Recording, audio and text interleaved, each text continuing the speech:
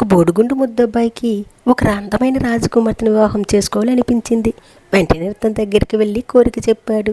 ఆమె ఆ మహారాజు దగ్గరికి వెళ్ళి ముద్దబ్బాయి చెప్పిన విషయం చెప్పగానే అదేం చిత్రమో గాని మహారాజు వెంటనే ఒప్పుకున్నాడు. కానీ ఒక షరతు పెట్టాడు. తన ఉద్యానంలో పాడే పక్షులు వచ్చేటట్లు చేస్తారు, వాళ్ళు తన అమ్మాయిని ఇచ్చి వివాహం చేస్తానని. ఆ ముద్దబ్బాయి వాటి కోసం అన్వేషణ ప్రారంభించాడు. ఈ లోపల ఒక యోగిని కలిసి విషయాన్ని వివరించాడు. వెంటనే మునీశ్వరుడు పాడే పక్షుల గురించి చెప్తూ ఓం ఫుట్ ఆం ఫుట్ అనే మంత్రాన్ని నేర్పించాడు.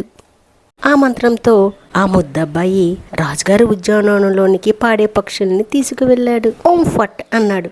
అంతే, పాడే పక్షులన్నీ కిలకిలామంటూ చక్కగా పాడసాగాయి. వెంటనే రాజు దగ్గరికి వెళ్ళి వివాహం చేయమన్నాడు.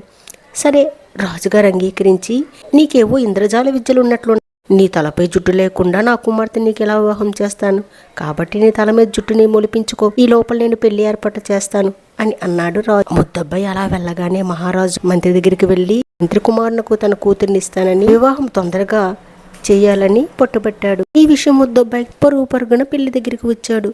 అంతే, పెళ్లి కుమారుడు పెళ్లి కూతురు మెడలో తాళి కట్టే ప్రయత్నంలో ఉన్నాడు.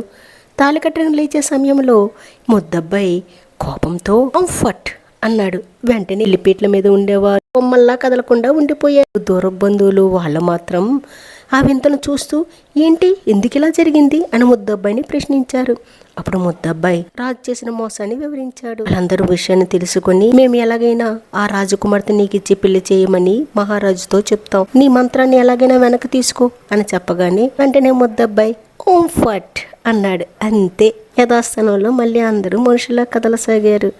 అప్పుడు మహారాజు తన తప్పును తెలుసుకుని ముద్దబ్బాయికి ఇచ్చి తన కూతురినిచ్చి వివాహం చేశాడు. మంత్రం మనకేదో వస్తే బాగుంటుంది కదా. తన కూతుర్ని ఒక బోడిగుండు అబ్బాయికి వివాహం చేయడానికి అంగీకరించాడా, జుట్టు మొలిచిందా లేదా అనేది మీకెవరికి డౌట్ రాలేదా? ఆలోచించండి. ఆలోచించకపోతే ఈ సమాధానం చూడండి. వేషాలు వేసే ఒక షాపుకు వెళ్ళి అందమైన విగ్గును కొనుక్కుని వచ్చి ఓం ఫట్ అన్నాడు. అంతే, అది తలకి అతుకుపోయింది. అలా రాజకుమార్తెతో ముద్దబ్బాయి వివాహం జరిగిపోయింది. ఈ కథ మీకు నచ్చినట్లయితే ఒక లైక్ చేయండి, సబ్స్క్రైబ్ చేయండి, షేర్ చేయండి. Thank you for watching.